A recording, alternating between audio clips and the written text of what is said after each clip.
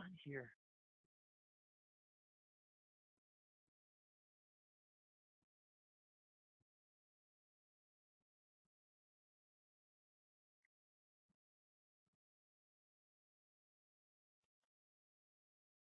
Joe, was it already started? Everybody will be on hold regardless. David, it says press *1 to start the broadcast for all attendees, and that's what I'm doing. Did you already enter in your access code? Yep, because I went right from the. I'm not seeing. You didn't enter the. You didn't enter. You must not enter your thing because your phone's not green yet, Joe. So whatever you had to enter a second code, a second number. Okay. There you're green. Got it. The broadcast is now starting. All attendees are in listen-only mode. Good afternoon and welcome everyone to AmeriCollect's webinar titled What AR Legacy Will Leave Behind. I apologize for the brief delay. I was having technical difficulties, so again, my sincere apologies. But anyway, my name is Joe Moretti, and I'm part of the business development team here at the ridiculously nice collection agency, AmeriCollect. I have the pleasure of introducing our moderator for today's session, who is Sean Gretz. But before I do, I'd like to show you how to ask questions during the session. On the right-hand side of your screen, there is an area that you can type out questions if you should have any during the webinar. I will interject these questions to Sean during the session if there is still time available at the end. Also, I did want to note that handouts will be emailed out at the end of this webinar. Anyway, without further ado, Sean Gretz is the Vice President of Sales and Marketing here at AmeriCollect. Sean has hosted multiple webinars on various healthcare topics, so sit back and enjoy the webinar as I welcome Sean. Thank you, Joe. I appreciate the warm introduction, and welcome everyone to What's Your AR Legacy, right? So that's what we're going to be talking about today. Legacy conversions and having the fun, what happens with AR afterwards. So who am I? That's the first thing you got to know is who's your presenter, right? At a certain point. Well, and if I could get my slides to move, there it goes. I'm sorry. I'm the Vice President of Sales for AmeriCollect. I always have to say that people seeking legal advice, please make sure you consult with an attorney. So who we are, AmeriCollect tries to provide a better patient experience in collections and early out by being ridiculously nice. We are 100% healthcare, and that's all we do. And we truly focus on that patient experience from the start to the finish. Is it the patient responsibility on the side, the statement goes out the door, to the day the phone calls are made to those patients, all the way through. You have to encourage patient experience with every line of business that you have, because that patient, no matter if they're a non-payer, could be a future payer in your market. So when I first started looking at legacy, I thought, well, that's a unique word that someone chose, right? It's a powerful word, legacy. And when you think of it in the context of what's your legacy as an individual, it's extremely powerful. And I went to a Maya Angelou quote right away, and it kind of drew me to it. It says, your legacy is every life you've touched, every person whose life has either moved or not. It's every person you've harmed or helped. That's your legacy. Think about that for a little bit. Your legacy. Every life you've touched. Did you harm or did you help? That's your legacy. And I don't know who coined legacy in the IT world as a legacy system, a backup system, or the old system, but it's true, right? EMRs, legacy EMRs, have touched millions of lives through the life cycle of that EMR.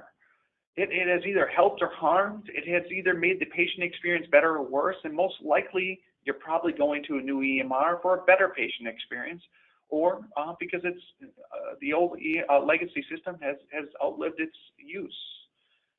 So that's what we're going to talk about today. Are we harming or helping that patient experience? And is that legacy what we need to set and think about? So this presentation really boils down to the conversation I've had year over year over year as hospital systems keep on changing their legacy, changing out of the legacy system. Can you work my old AR? to clean up my legacy system? It's a question I get emailed at least 5 to 6 times per year. It's a question I get asked out when I'm traveling and speaking at conferences throughout the nation. Can I work the old AR to clean up the legacy system? And my answer is always the same. It's yes, I'll work it, but can we step back? Can we design the patient experience? Can we take it and look at the legacy system with the patient experience in mind? That's the yes, but. So that's what today's presentation on is, the yes, but. How to design that patient experience with a legacy system. And this is one of those things that's important to many organizations who are going through a legacy conversion right now, or those that are going to be going through it in the very near future. And you know what? Let's start with a little bit of fun, because it's one of those things where legacy systems sometimes aren't that much fun. No one likes change, but so let's start with the first one. It's the guy in the blue saying to Wally, I need you to add a feature to the legacy system while we wait for the new software to go live. And Wally says back, well, my job is to prevent people such as you from adding features to our legacy system. And the guy in the blue says, but it's my job to make you do it. And Wally says back, well, one of us has a terrible job, and that's right. That's what I have at this point. I have a terrible job to say to an IT person, yeah, hold on, let's put on the brakes, let's pump the brakes here, and let's take a look at that patient experience in the legacy system world. So these are the 5 things I'm going to talk about today, and it starts with this, the 5 complexities that kills the patient experience with legacy systems. Here's what I see, and we're going to cover these each in detail going on further. 1, multiple systems. Number 2, I see phone calls and transfers happen all the time with legacy systems, or the design to transfer phone calls. Press 1 to talk to this person. Press 2 to talk to this person. It doesn't work that well. I've seen IVR set up poorly that transfer patients all over the place. I've seen multiple payment portals. I've seen legacy systems being shut down too early. These are the 5 complexities, and what we like to say at AmeriCollect is, complexity kills the payment. And that's what we're in business to do, is to help AR, to decrease the legacy AR, but also collect the new systems ARs as well. The more complex you make it for that patient, the more often they are not likely to pay you, the hospital system. So these are the things that I always like to put in. What is complexity in the healthcare system? Well, there's 5 things really that are complex in the hospital systems, our healthcare system today. Patients are confused by fragmented care, by multiple doctors and facilities who all bill independently, and then you add a legacy system into this, and you add a level of complexions. Patients rarely know how much they're going to have to pay before a procedure or after a procedure until they get that bill. And patients really do not know where to turn for answers. And patients do not understand. I think there was a Policy Genie did a fantastic study that said only 4% of patients, 4% can tell you the difference between a deductible, co-insurance, co-payment, and out-of-pocket maximum. Those 4 words, 4% of patients worldwide or in the United States can tell you that. And jargon confuses patients, and we love jargon in healthcare. So this is the complexity that we have to eliminate. So let's talk about those 5 problems and get into more detail, right?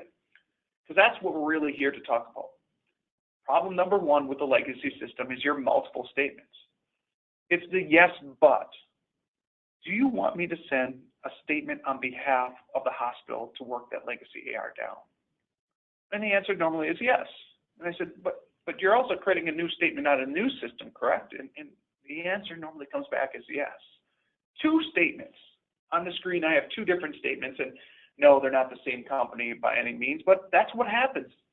The patient receives 2 statements, and multiple statements are the death of patient experience. I've seen it from time and time again where it says, if your date is before service X, you will receive this statement, and they have a design on their website. And if your date is after X, you will receive this statement. And then I see 2 payment plans, and 2 conversations in regards to the different statements that go on as well. And it kills that patient experience. And then I think to myself, you know who we're up against? We're up against the credit card companies. The credit card companies, could you imagine American Express sending 2 separate statements? Oh, it's our old AR. This is the payment plan, the minimum amount you do on this old accounts or our old system. And you know what? This is the new system. You're going to get 2 statements from us from the future, and yeah, you'll have 2 minimum amounts due. But don't worry, it'll work itself out as soon as the old legacy system works itself through. Could you imagine that credit card company doing that to you? And I can't, as a person sitting back. I don't think a credit card company would ever do that to you. I don't think they would even a phone bill, anything like that, would ever do that to you. So why is it okay for healthcare? That's a question I got to ask. Why would it be okay for healthcare to send 2 separate statements to that patient? And why is that good for the patient experience? So let's go into the solution. I have to say this, stress this enough. Somebody can take data out of 2 systems, be it outsourcing it to your statement provider that can take the data files from both systems and combine it together. Or you can outsource it to a company like us at AmeriCollect. We combine those 2 statements, the legacy system and new system together, to create that one combined statement to go out to that patient. Or you create an internal database that you can use to combine that data together to send out to the patient. Remember what I always say, you have to kill the complexity in order to increase the patient experience. Let's go into cartoon number 2, right? So, I found a family of squirrels living inside our legacy system. They control our AR database, and they're making demands. Leave the acorns, or no one will get their statements, right? Don't let your legacy system hold you hostage, because that's what happens from time to time as well, is that you're hostage to that legacy system. Let's go into problem number 2. Problem number 2 that I see all the time is this. The patient experience is controlled by the customer service people on your team smiling. When they answer the phone call with a big smile on their face, you can tell. And you know what? Change is hard, especially to a new system. And learning a new system and where to find all the data causes customers, team members stress. And you know what happens when a person is stressed? It's called transference, right? So they transfer their stress onto that patient. I'll give you an example of this. And I'm not proud of this example, but I'm going to give you an example. So the other day, I was going out holiday shopping with my son, Trevor. And we go to the store to buy something for my wife, Becky. And I'm going in the parking lot, and there's an open spot. A person is backing out of a spot. And I turn on my blinker to turn into that spot. You're sitting there waiting for that person to back out. The person backs out in front of me and moves through. But all of a sudden, a car swoops in and parks in that spot. It was my spot. I had my blinker on. But they could see that I was there. I was mad at that point. I was really angry at that point. What happened next is we went and found a different parking spot. I got out of the car and I saw my son's shoe was untied and was getting all wet, full of slop from the snow that came down the other day. And I had an anger still in my voice from the person that stole my parking spot. And I scolded Trevor for his shoe being untied. But I probably scolded him too much, and I knew it right away as soon as I did it. I'm like, man, I'm mad at the situation, but I transferred it to my son. I apologized to my son after that. But think of your customer service team internally trying to learn 2 systems and being frustrated at the same time.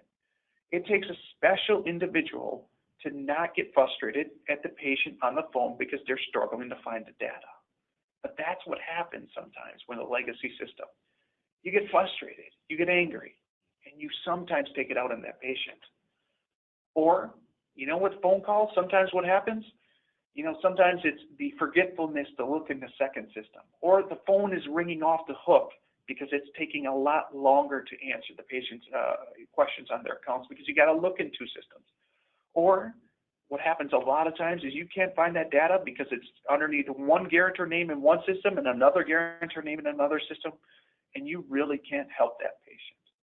So you have the conversation of, great, your balance is $124.53 because I looked in the new system and that's what the new system says. It's $124.53.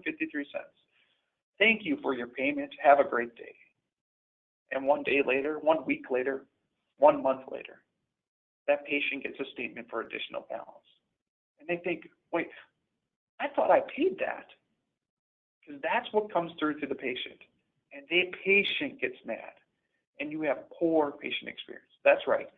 You just created a poor patient experience because, one, either you forgot to look in the other system, or you have too many phone calls coming in that day, and that the customer service agents just want to get on to the next one so that other patient doesn't have to wait. But really, you created a poor patient experience because you have to look in multiple systems, the legacy and the new. Or collisions and complexities happen all the time.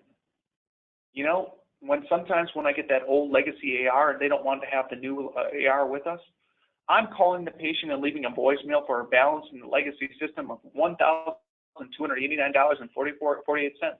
Hi, I'm calling you regarding a balance of $1,289.48.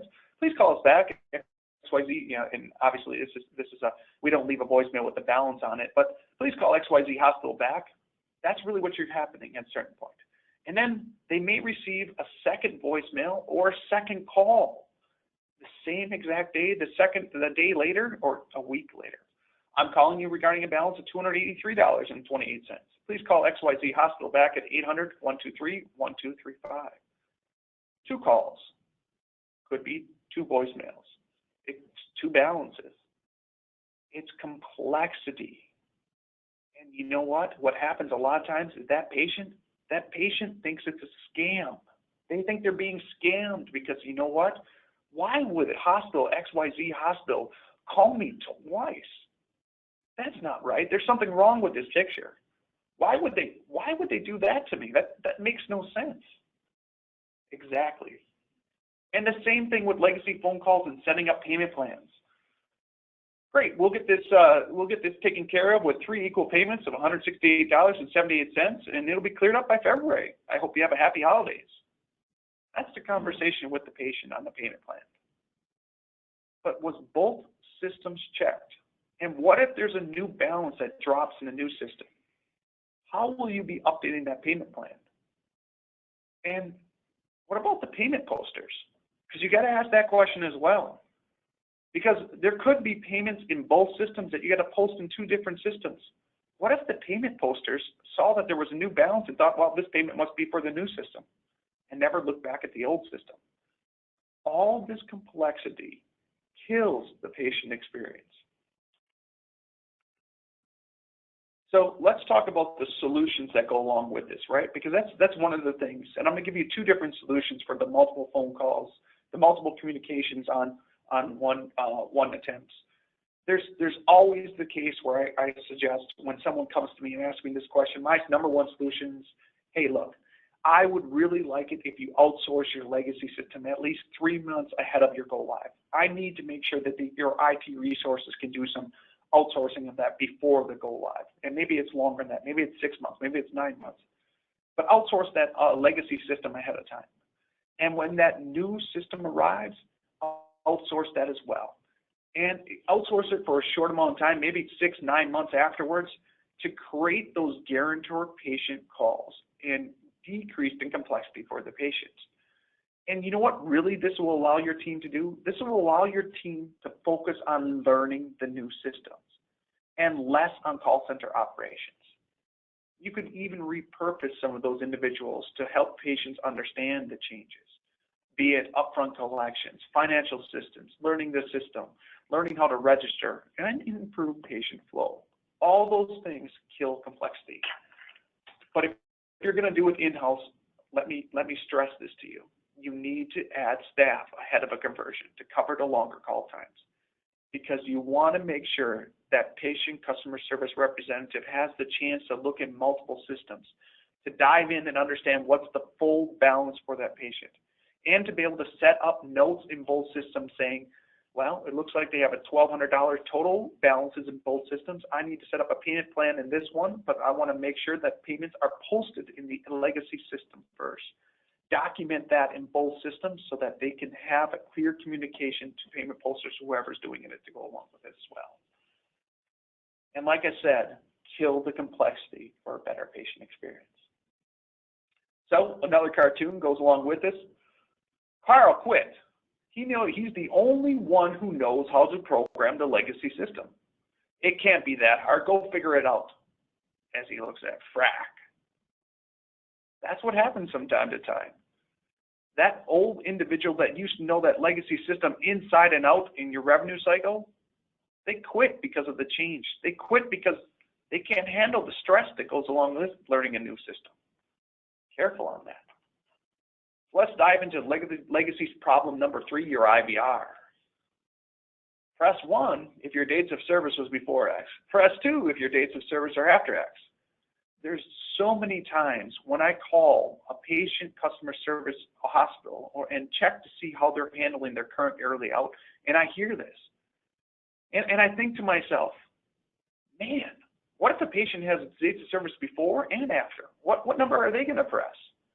And why, if you're going to do this, how do you split this up so that the individual that's answering the after X could have an intelligent conversation, even if a patient says, oh, by the way, I also have a patient but balanced before then. Can you help me with that?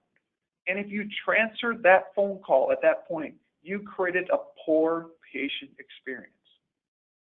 Like I said always, complexity is killing that patient experience. You really, truly need one call center to handle all calls. If that's internally, do not add that to your IVR. Double train your staff to handle both calls at any time. Cartoon number 4, does it bother you to work on the old legacy system when the rest of us are doing new exciting things? Wally's sitting there stewing a little bit after that question. So problem number 4 on legacy systems, and I see it time and time again, multiple payment portals. If your dates of service were before X, you pay here. If your dates of service were after X, you click here to make a payment. That's confusing for a patient. And oh, by the way, when a patient looks to pay in both places, they see the brand new online bill pay that looks fantastic. And it has everything from your annual deductibles to your copay maximums and the payment amount due. And it really, your IT team and whoever helped you with your payment portal did a fantastic job with this. And it looks spiffy. It looks nice. And then they go to the old form that was on your website, right? And they try to make a payment. And they look at the difference between the two and they're like, what? How is this okay? Again, imagine going to American Express and you have 2 separate payment portals. That would never happen. It would never fly in American Express world. Why is it okay to do it to your patient? One payment portal. Work with a statement outsourcer, work with an early out company that works through a different company to help you with the payment portal. You need to kill that complexity for a better patient experience, especially when you switch over for a legacy system. Cartoon number 5 or 6 it is. How long would it take to add the feature to the legacy system? Well, Wally says, that depends. When will the new system replace the legacy system? 6 months. Well, then it'll take 7 months. Right? That's the easy answer from IT. It's easy to say, yeah, we'll just wait to the new system and don't worry about that legacy system. It'll just go away. So let's talk about legacy problem number 5, and that's when you shut down that legacy system. It's amazing to me the amount of times that I've heard from ITs and CFOs, and not saying it's a CFO's fault, well, the legacy system's costing me too much money. And the IT individual, well, I don't want to support the legacy system anymore, so I want to shut it down.